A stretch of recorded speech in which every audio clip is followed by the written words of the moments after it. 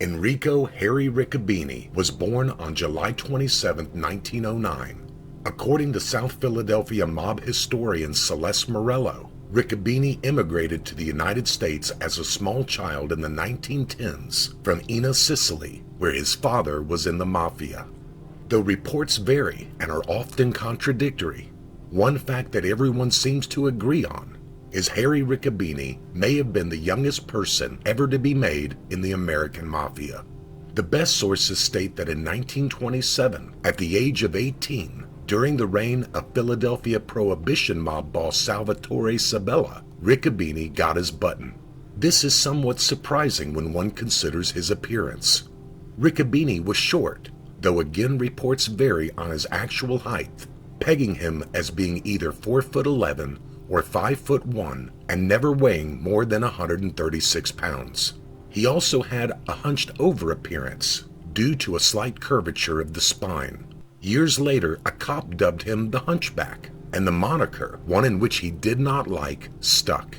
A writer for the New York Times noted, Riccobene spoke in a high-pitched voice, and as he grew older, he donned a long white beard. One prospective juror for one of his criminal trials described him as looking like a little Santa Claus. But it would have been a mistake not to take Riccobene serious. He was a true mobster. Alan R. May writes, Riccobene was involved in bootlegging, gambling, loan sharking, and at one time had a talent agency. In the 1950s, he was convicted in Cleveland for selling heroin and spent the better part of 20 years in prison. In March 1975, he was released and returned to Philadelphia. Riccobene, together with his younger brother Mario, started to run a numbers racket, among other illegal activities, throughout the greater Philadelphia area. This was the time of mob boss Angelo Bruno, also known as the Docile Don, who abhorred bloodshed, considering it bad for business. Though Riccobene was officially a member of the Bruno family, Bruno gave him a lot of leeway to conduct his affairs without much interference. But that all ended on March 21, 1980, when Bruno was gunned down while sitting in his car. After Bruno's death, Philip the Chicken Man Testa was elevated to boss.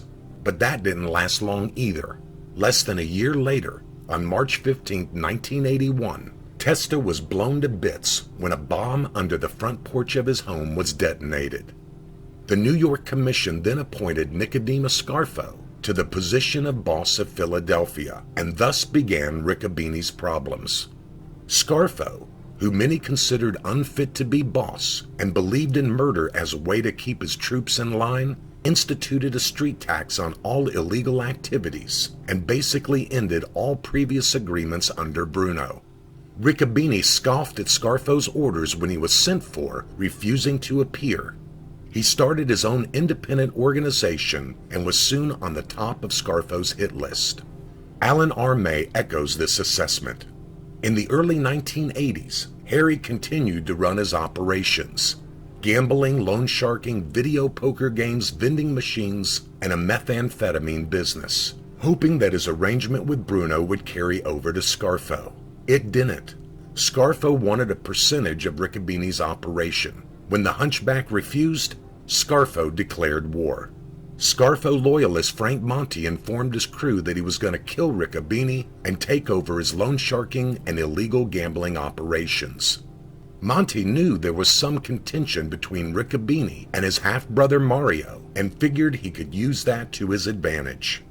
He approached Mario to help him set up Riccobene, but much to his dismay, the feud between Harry and his brother wasn't that serious.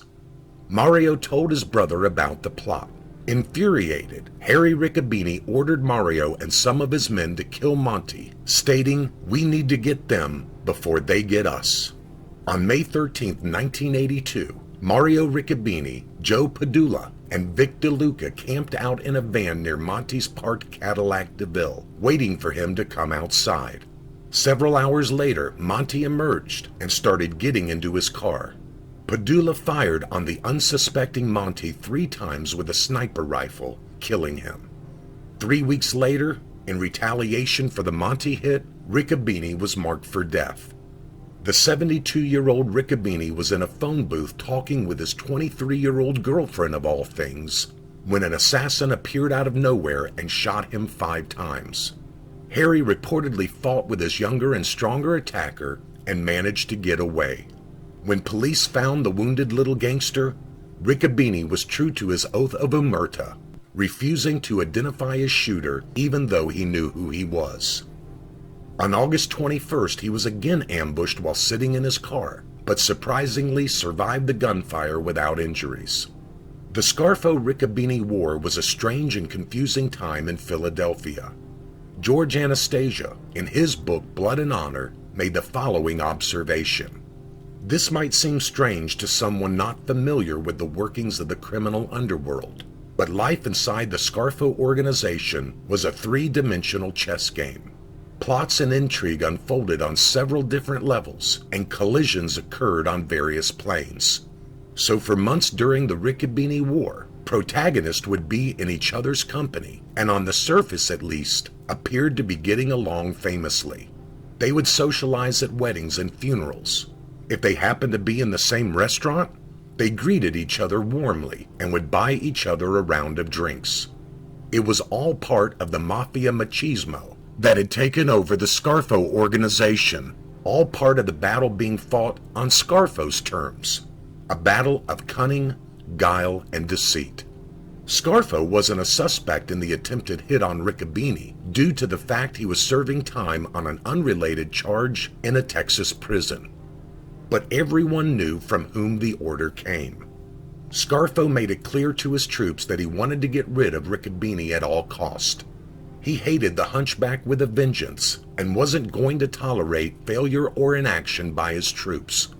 This lesson was taught to Pat the Cat Spirito when he failed to kill Riccobene's younger brother, Robert. By this time, Harry the Hunchback Riccobene and his brother Mario were convalescing at a state-run institution known as the Big House on RICO charges. But this didn't stop the violence. Scarfo now had the upper hand, and he was knocking off Riccobene loyalists almost at will. Citing again George Anastasia, on December 6, 1983, Robert was killed by a blast from a sawed-off shotgun right before his mother's eyes in southwest Philadelphia. She was walking along a street with Robert when it happened.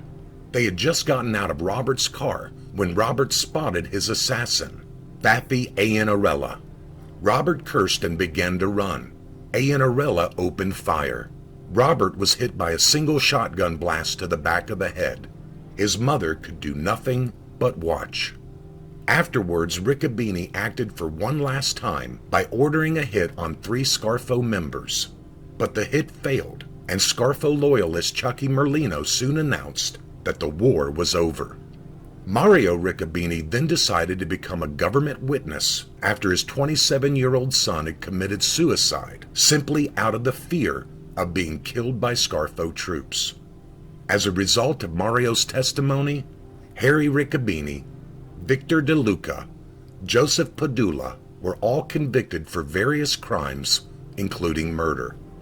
Mario received a light sentence as a result of his cooperation and then disappeared into the witness protection program.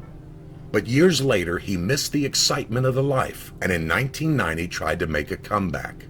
He was eventually murdered on January 28, 1993, as a reminder that the mob has a long memory. Harry passed away 7 years later on June 19, 2000. At the State Correctional Institute at Dallas, Pennsylvania, at the ripe old age of 91. One has to wonder, did he still have a 23-year-old girlfriend?